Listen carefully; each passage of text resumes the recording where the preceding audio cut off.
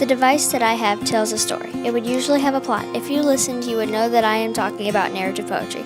Narrative poetry is something that poets, like yourselves, use to tell a story about something or someone. And come on, only a crazy person wouldn't love a good story.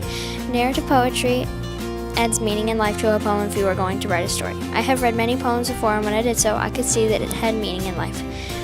What I'm saying is that if you don't use narrative poetry, your poem won't have much meaning at all. The poem that I have chosen to use as an example of narrative poetry is called Casey at the Bat. Casey at the Bat uses narrative poetry because it tells a story. Another way that it uses narrative poetry is that it has a plot. Casey at the Bat is a story about how in a baseball game 2 teams are down to 4-2. Then one of the team's best players, Casey, comes to the plate. When he got there, he purposely missed the first 2 throws. Then, in the end, he missed the last throw and struck out. Now that I have explained why you should use narrative poetry, here is a short example of narrative poetry. A typical day in the woods.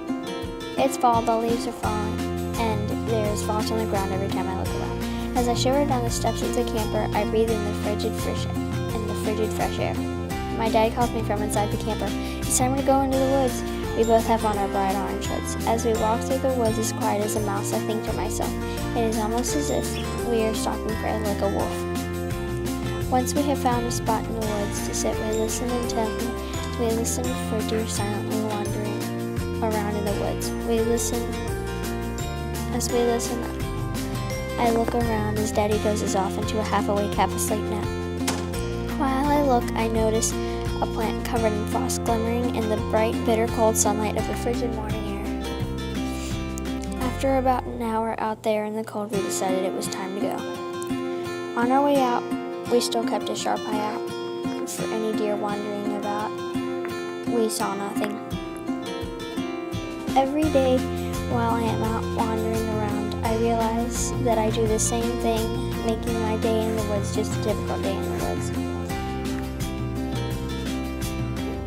That was my example of narrative poetry. As you can see, it tells a story of a typical